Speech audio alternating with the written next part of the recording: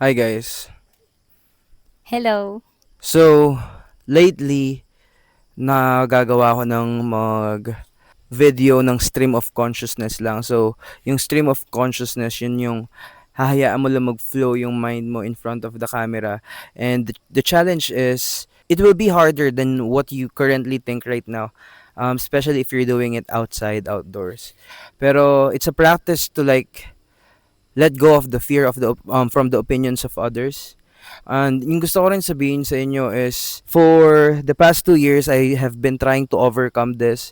And ngayon ko lang talaga siya na-overcome. And feeling ko yung isang bagay na nakatulong sa akin is yung pagpalit ng self-image. Dati kasi yung self-image ko is, ako yung yoga teacher, I facilitate retreats, akala ko yun yung identity ko. So, yung actions ko hanggang doon lang until na kinraft ko talaga yung kung sino yung gusto kong maging ako, and then I imagine it vividly in a first person perspective, until I feel like the senses from the outside feels as real in the inside. Before, yung ibang mga concerns ko kaya hindi ko ma-video yung mga thoughts ko is yung mga negative opinion ko about sa sarili ko. Parang, ang laki na ng tinaba mo, kasi I was 58 kilos, like sabihin natin 2 years ago, and then now I'm 83 kilos. So like, I gained so much weight, tapos that makes me feel insecure as well. I feel like, who am I to teach yoga if I'm this fat? So parang may mga ganun thoughts rin.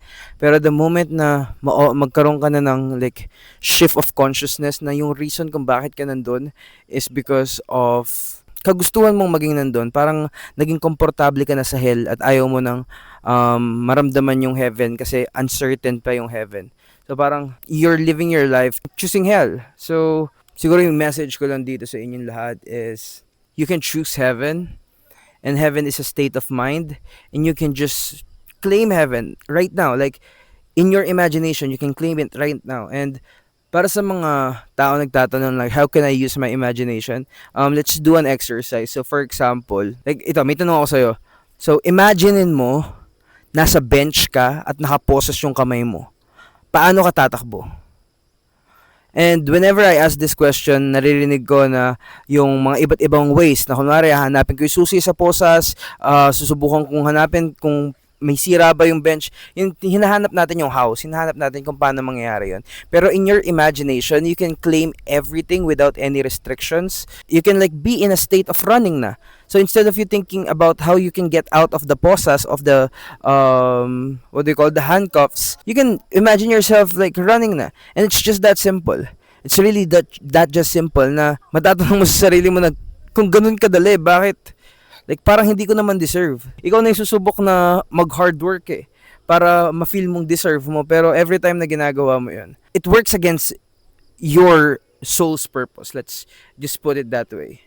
So, yun. I believe the soul's purpose is to recognize yung nature niya ulit after falsely identifying ourselves with our body and with our name, with our religion. Yung maalala ulit natin na like, sino ba tayo beyond all of this? And the moment you recognize your I am is the moment you recognize God. That's it.